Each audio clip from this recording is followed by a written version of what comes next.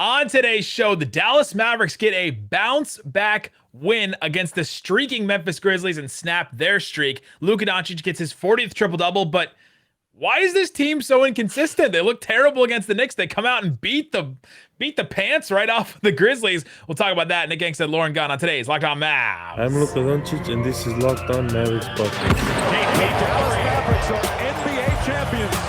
Bang! Bang! It's good! And the Mavericks have won the game! If you don't believe, you shouldn't be here.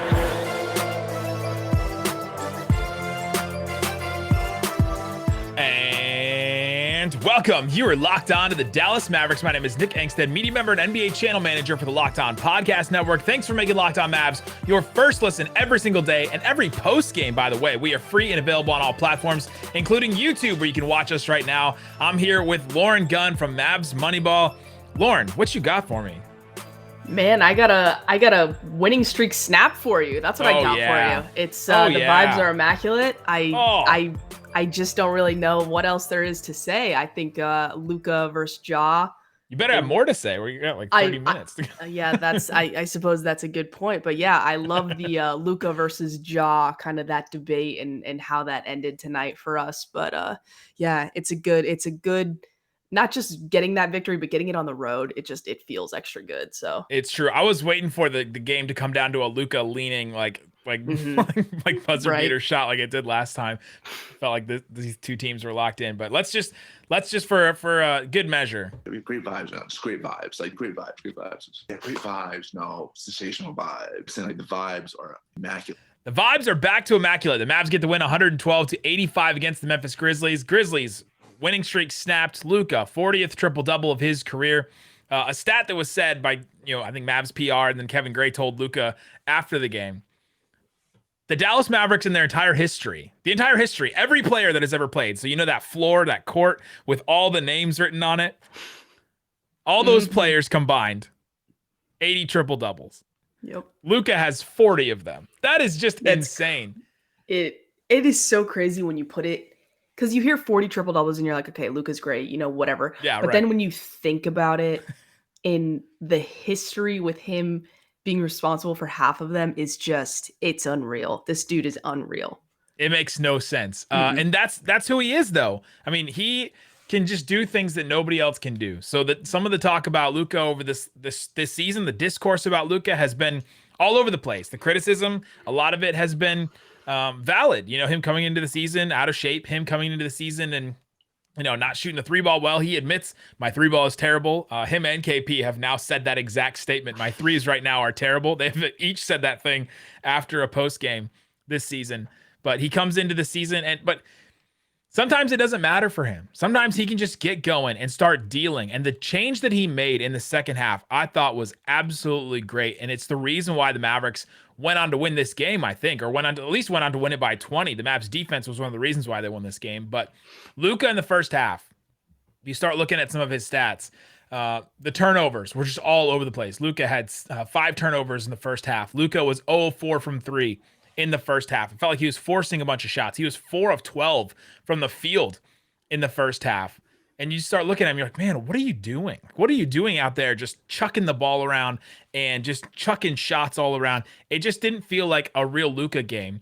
And then you get to the second half, he's 8 of 10 from the field. The only 2 misses, both threes. Everything from inside. And we're not just talking about layups the whole time, right? We're talking about the Dirk mid-range shot. We're talking about his contested mid-range shot that he does. He just was absolutely dealing. And he ended up with 18 points in that second half. That change, I think, for him to just take it inside a little bit more, to just take advantage of the mid-range. Because if he's hitting, nobody can stop him from there.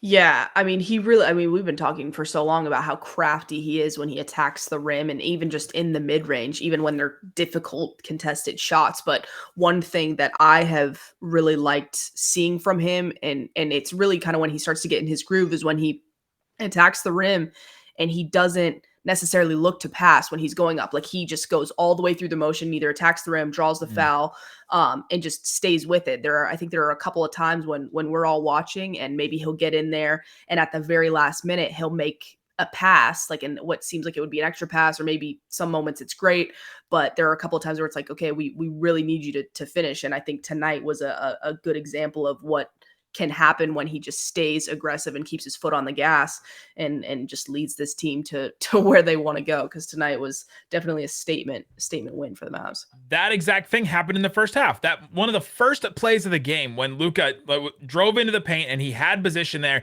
and he chucked the ball right behind his head to Maxey, who was wide open, but just missed him on the pass. The pass just didn't have the right touch on it, which how many of us, step forward if you can throw a ball behind you and not looking at the guy and hit him straight on while not being able to see him. But it's exactly right what you just said. It's that little adjustment from him. And the Mavericks finished with 72 points in the paint. If we're just looking at the offense right now with Luka leading it, Luka and Brunson were just absolutely dealing in both the create your own shot game and the get the ball to some bigs. Dwight Powell 6 of 6 from the floor. You know what all those field goals were? Like, they're all around the basket. They're all oops. Marquise Chris 6 of 7. All of those all around the basket, all oops except for 1-3. They scored 72 points in the paint. I bring that up because the Memphis Grizzlies are 8th in the NBA in points in the paint allowed in the NBA. They only allow 44 points a game in the paint, and the Mavs scored 72 against them. They really just attacked them inside, and they weren't missing guys. I mean, they were missing Dylan Brooks, but they weren't missing Steven Adams, Jaren Jackson, Brandon Clark. Like, they weren't missing any of those guys. Yeah, with Steven Adams coming back, I was kind of wondering how that was going to go. It got announced, I think, yesterday that we weren't going to have Porzingis, and so I was kind of like, okay, how's that going to translate? Is it going to be a big Marquise Chris game? I'm not sure. Memphis is on a hot stretch, so they gotta make sure that they come in with a good game plan. And yeah, they stayed aggressive. Jalen Brunson got in the paint, got some of those tough turnaround shots over. God, it seemed like everybody on their team. And so, yeah, I felt like they did a good job mixing the inside, like the looks all over the floor.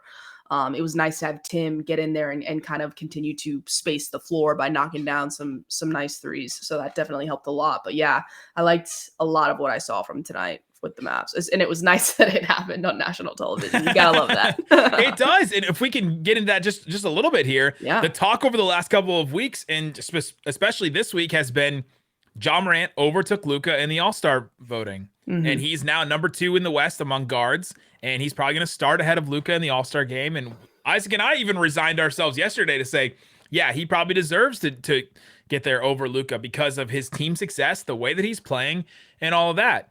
And if Luka was going to get, if the best thing to happen to Luka for him to make his case to step back up to get more of those votes was on a national TV game, I guess on a Friday night. I guess maybe Friday night viewers are a little lower, but on a national stage where he just completely outperforms and outduels Ja Morant head to head, and this team who was an underdog and was not supposed to win this game without Kristaps Porzingis, second best player.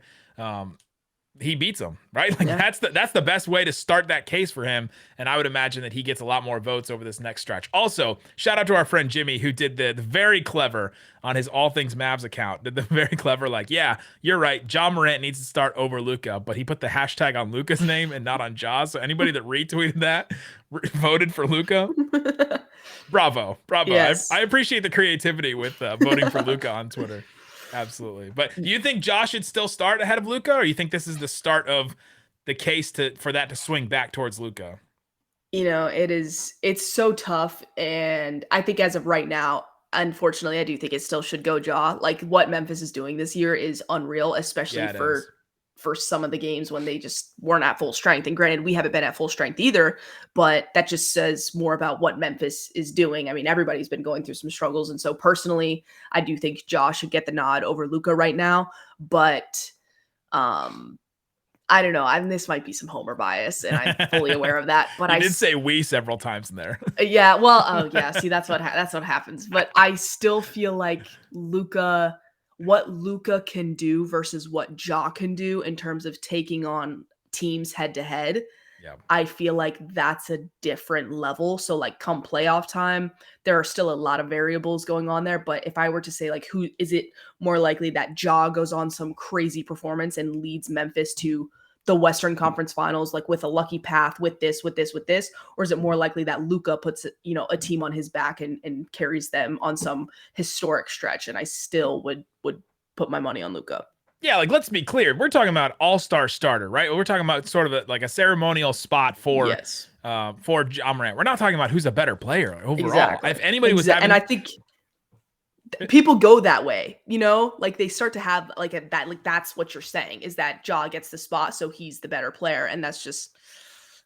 I'm sure all those people have their names and faces on their Twitter accounts, and I'm sure that they're all above board and they all have takes they have to back up. Yeah, no. If anybody was going that direction, I mean that's just too far. Ja's having an incredible season. He's having a great year. It's why awards like MVP can go to not the best player in the NBA, or all-star starter goes to not the best player at that position because he can have a better season. It just happens, right? So Ja Morant's having an incredible season.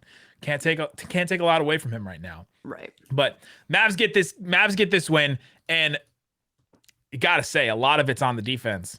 A lot of the credit, Luka gave credit to the defense afterwards. The Mavs had an 86.7 points per 100 possessions defensive rating in this game. Incredible against this Memphis team. So coming up, let's get into that. Let's talk about the defense. What has been working? What kind of changes did we see in this game? How did the Mavs defend? Let's get into that with Lauren coming up. But before we do, let me quickly tell you about betonline.ag. It's the fastest and easiest way to put down some money on sports. The NFL playoffs are this weekend. There's games coming up. My Cincinnati Bengals playing probably by the time you're listening to this. There's a 5.5 point favorite now. They got the half point back. Good for them. If you want to bet on the NFL, you can go to betonline.ag. Use the promo code LOCKEDON. You'll get a 50% welcome bonus with your first deposit. You can bet on NBA as well. They don't have the Mavericks game up as I'm recording this, but they do have Nuggets-Lakers. Nuggets a 4-point favorite against the Lakers. Who would have thought this Nuggets team, missing all those players, would be a favorite against that Lakers team? The Nets 7.5 point favorite against the Pelicans.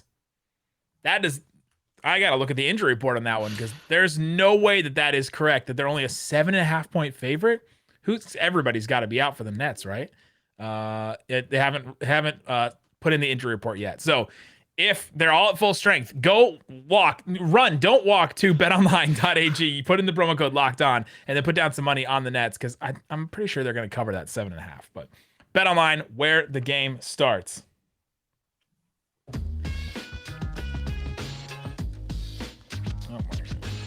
There we go. All right, Lauren, let's get into the rest of this game. The Mavericks defense really stepped up in this one. They held the Grizzlies to 30 points in the second half.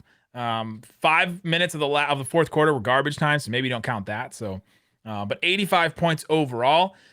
Memphis really did seem like their legs just came out from under them. It didn't seem like they had the same kind of juice they had in the first quarter. I even tweeted at the beginning of the game. The energy levels from both of these teams seem so different. The Memphis was just bouncing off the walls. It was like they were going all out, and it looked like the Mavericks had just eaten like all the Memphis barbecue that there was, and they were just so slow and plodding. And then it completely flipped, it felt like. It felt like the Mavericks just kind of tried to keep their own pace. The Mavericks play very slow. Memphis is top 10 in pace in the NBA this year, and it felt like that completely flipped. The Mavericks basically put on their own pace. They made Memphis play their game, especially in that second half. Yeah, you could feel, like you were saying, you could really feel the change in just the flow of the game. I was watching it at my house with my family, and when the game first started, it was like it felt a little chaotic. And like you said, Memphis was bouncing off the walls. The ball movement, the energy, it was different. And so to see Dallas be able to take control of a game like that was encouraging and refreshing, because there have been so many times when we have all talked about, oh, okay, well, the Mavs are adapting to play other people's games, or they're trying to negate what other teams do well rather than making people adjust to them. And that tonight we got to see a lot of that. And there were so many possessions where I felt like the rim protection was pretty solid. And it wasn't as much like you have these crazy shot block plays that are happening, but it was just the help defense, the rotation, and just the effort I thought was there. And so that was really great to see. I think a lot of credit there goes to Marquise, Chris, and definitely Maxey and Dwight as well, just getting in there and staying active. So yeah, this team I felt did a pretty good job, just trying to really pick it up on that end. And it will be interesting to see when we get Porzingis back, what the rotation looks like and what that trend does. Does it stay kind of where things are at right now? Does it continue to improve? Does it go backwards? That right now is my biggest question. An interesting thing rotation wise in this game, Dwight Powell averages 20 minutes a game. His minutes have been kind of going down since the beginning of the year. Kid and the staff are kind of over that experiment of playing him like 30, 40 minutes a game. But this game, he played 32 minutes, even when the last 5 minutes of the game were all garbage time and he didn't play. So that's a lot of minutes. That's a lot of time for Dwight Powell. Reggie Bullock played 20 minutes off the bench. So even with that 5 minutes at the end of the game that didn't really matter, that's less minutes than we've normally seen Reggie Bullock recently. Marquise Chris played 15 minutes. Josh Green and Sterling Brown only played 9 minutes for Josh Green, which some of it was at in the garbage time as well. And Sterling Brown only played 6 minutes. So those guys only got a shift each. And then Marquise Chris and Dwight Powell played more than they normally do. I found that interesting because Memphis plays a little bit bigger. They got Jaren Jackson. They have Steven Adams. They have Brandon Clark. They play all those guys. And I thought that change was actually a benefit defensively. Usually we say that benefit, playing Dwight more than Reggie or Josh or Sterling, is usually bad defensively. But it turned out to be a good thing because you had at least somebody at the rim to deter. You had somebody a little bit bigger. And then the Mavericks, I thought on their rotations were pretty much on point. And the Grizzlies in the second half really, they turned the ball over a lot. It felt like, at the beginning of the first half, the Mavs turned the ball over and they were really reckless and sloppy with the ball. And the second half, the Grizzlies turned it over. It felt like a lot. And it felt like they were costly turnovers. Mavericks only had 9 points off of turnovers in the second half, but it did not feel like that. It felt like they were all pretty big possessions. Ja Morant just missing the ball. Jalen Brunson in this game finished with 5 steals. He was leading the fast break a lot. And the Mavericks don't get a lot of fast break points, but they got 23 in this one, and the Grizzlies only got 11. That change and that difference I thought was really big. Yeah, I felt like there were a lot of times where they put themselves in a good position to make plays and maximize on situations like that. So the rotation that you were talking about with Marquise Chris playing more minutes than he normally does, he was checking in super early all throughout the game, like halfway through the first quarter and then into the second half, he was coming in really early. And I liked that because I'm a big fan of Dwight and Maxey sharing the floor together, but when you're starting them together, sometimes that can be a little tricky, especially when you're going up against Memphis and you also are including Dorian Finney-Smith in there. Like sometimes there can just be questions with that, but I thought they did, like you mentioned, a really great job on the rotations and just being like the communication was good. And then bringing in Marquise in there and inserting it into that group. Like he didn't take it. There wasn't a step back. There wasn't a big misstep. And so I really liked what I saw there. And in that second half, they definitely forced a lot of errors. It wasn't like, oh, we just got lucky, Jalen Brunson, right place at the right time. Like 5 steals is not something to just gloss right over. So no, he was getting in there. I thought they did a fantastic job. And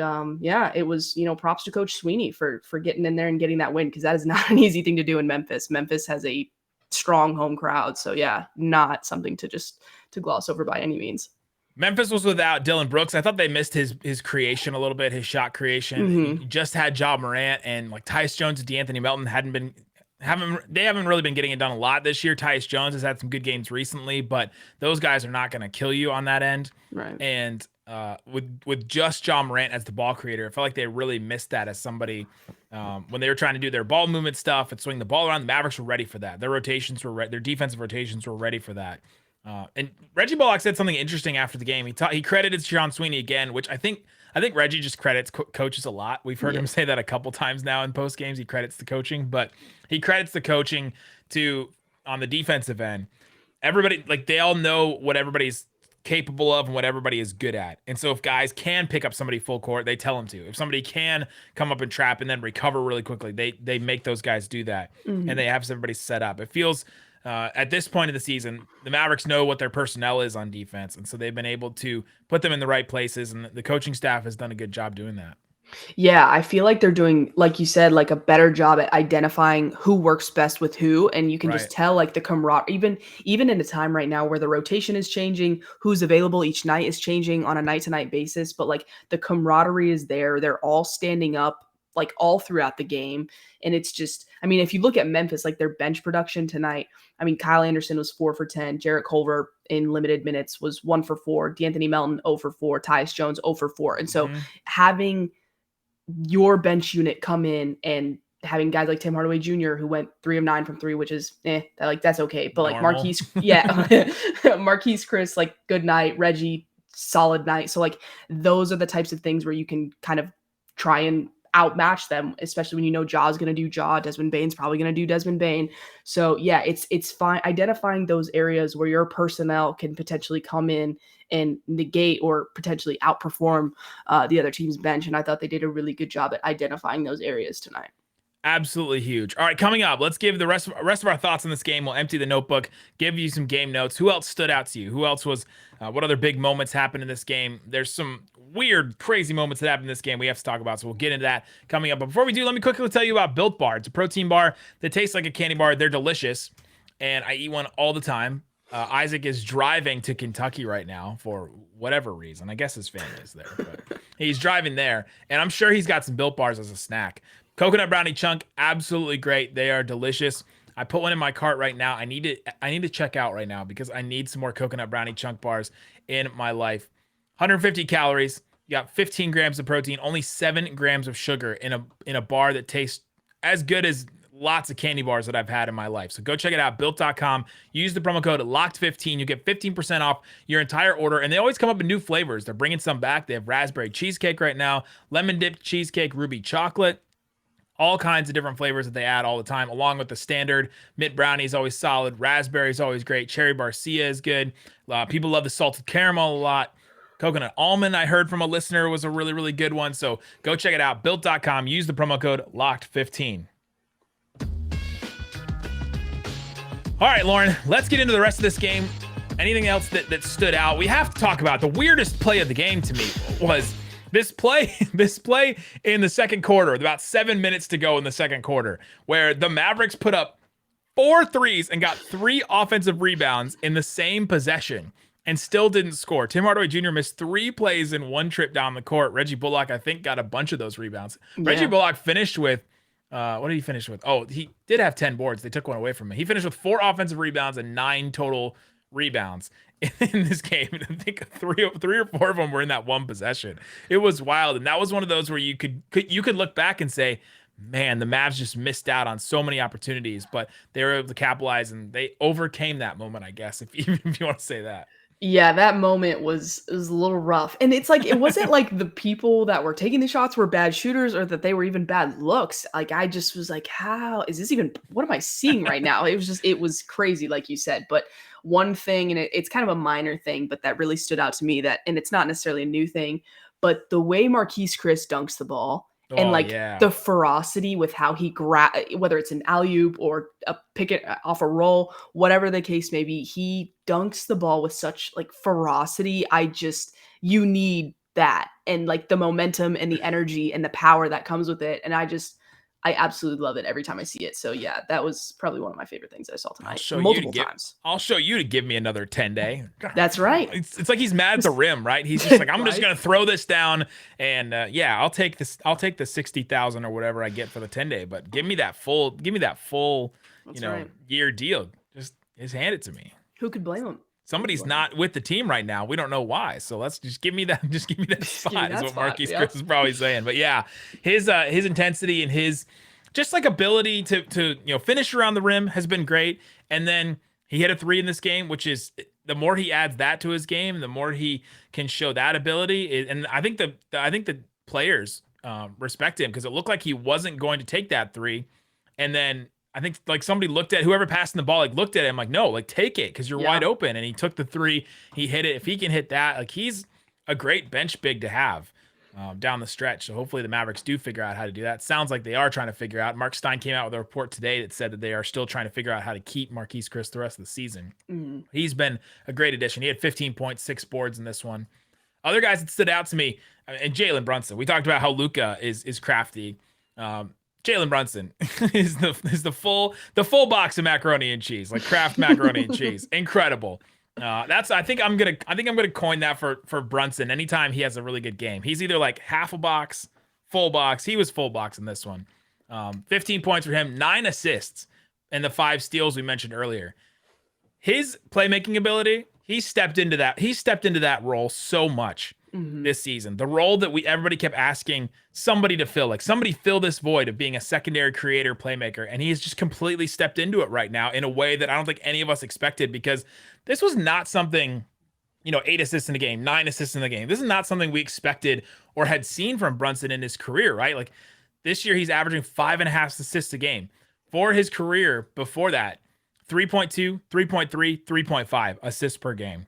And yes, the minutes have gone up for him. He's averaging 30 minutes a game this year. But I mean, his assist. Let's go to his assist percentage if we want to get even nerdier with these stats.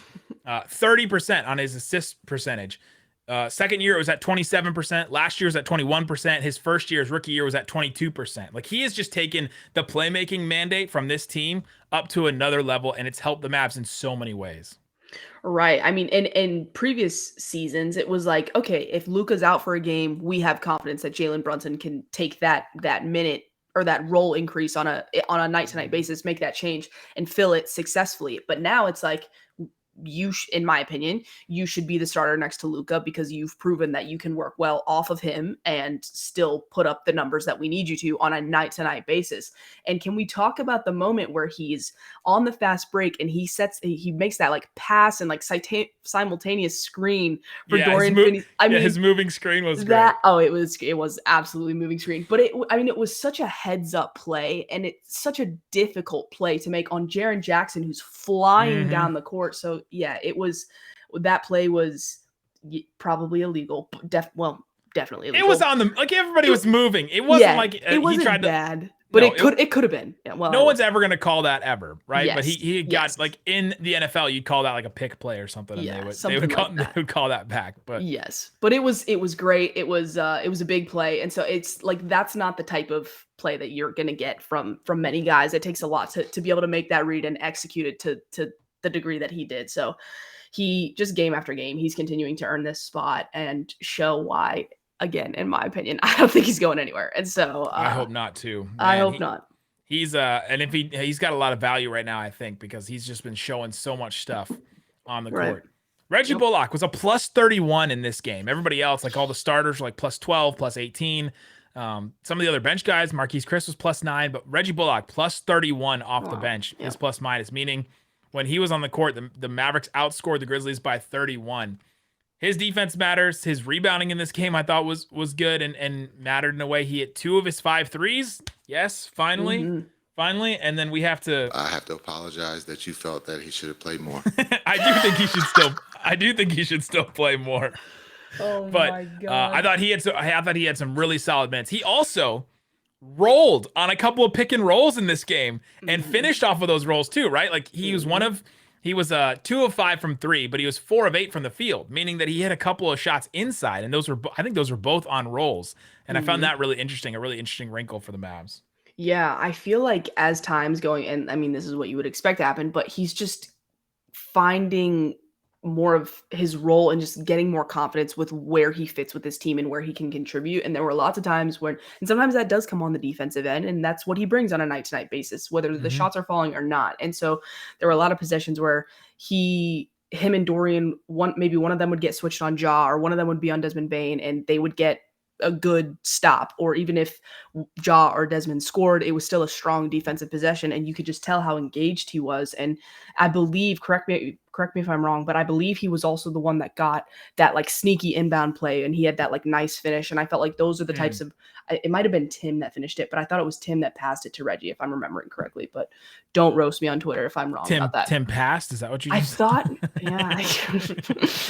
I see what you did there. But yeah, so I just feel like it's the moments like that where these guys are starting to get to know each other better and just making each other's lives easier. And so that's where Reggie is starting to kind of get his groove a little bit more, and just, I don't know, get more confidence out there where he's shooting more, and hopefully will continue to knock them down at the rate that we need him to.